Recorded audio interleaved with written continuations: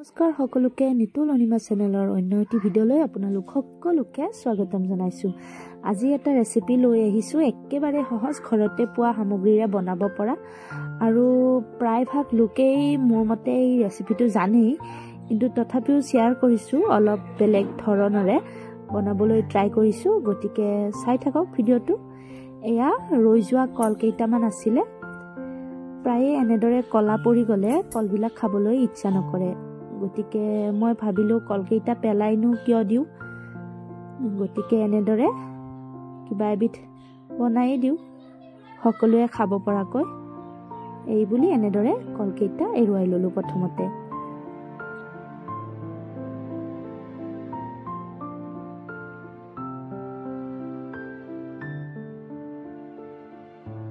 কলকেইটা এৰুৱাই লোৱাৰ পিছতে এনেদৰে মিক্সি গ্ৰাইণ্ডত কলকেইটা ধুনীয়াকৈ গ্ৰাইণ্ড কৰি ল'ম আৰু ইয়াৰ লগতে চেনি আৰু গাখীৰো গ্ৰাইণ্ড কৰি ল'ম।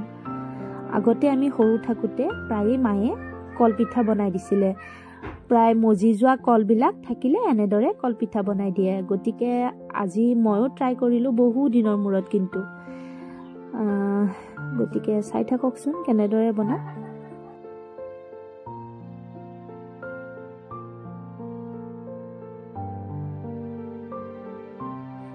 এয়া কলখিনি ধুনীয়াকৈ গ্ৰাইণ্ড হৈ গৈছে আৰু ইয়াতে মই এতিয়া লৈছোঁ আটা, বগা আটা লৈছোঁ আৰু ইয়াতে অকণমান সোৱাদ অনুসৰি নিমখ দিছোঁ, জাষ্ট অকণমান।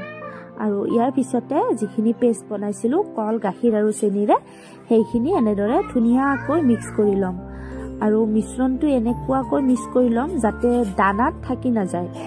ভালদৰে মিক্স কৰি ল'ম আৰু অলপ সময়ৰ বাবে প্ৰায় 5 মিনিটমান সময়ৰ বাবে ঢাকনি লগাই থৈ দিম।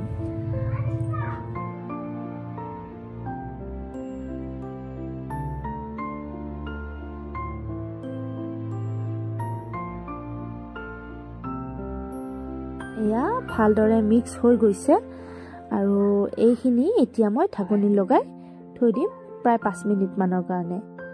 আৰু ইয়াৰ পিছতে এইখিনি আৰু এবাৰ মই ভালদৰে মিক্স কৰি ল'ম। আৰু এইফালে মই দিলোঁ সৰিয়হ তেল। ৰিফাইন তেল এভেইলেবল নাছিলে ঘৰতে, গতিকে সৰিয়হ তেলে ব্যৱহাৰ কৰিছোঁ।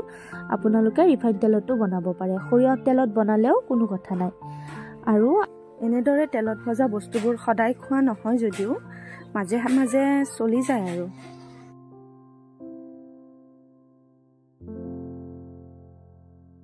সদায় এনেদৰে তেলত ভজা বস্তু খোৱাটো স্বাস্থ্যৰ কাৰণেও অপকাৰী, গতিকে মাজে সময়ে এনেদৰে খাওঁ। আৰু এয়া দেখিছেনে, মালপোৱাকেইটা হৈ গৈছে ধুনীয়াকৈ আৰু মালপোৱাকেইটা বিৰাটেই ছফ্ট হৈছিলে আৰু খাবলৈও বিৰাটেই টেষ্টি হৈছিলে। গতিকে আজিৰ ভিডিঅ'টো ইমানতেই সামৰণি মাৰিলোঁ। পিছলৈ অন্য এটা ৰেচিপি ভিডিঅ'ৰে লগ পোৱাৰ আশাৰে আজিলৈ ধন্যবাদ সকলোকে।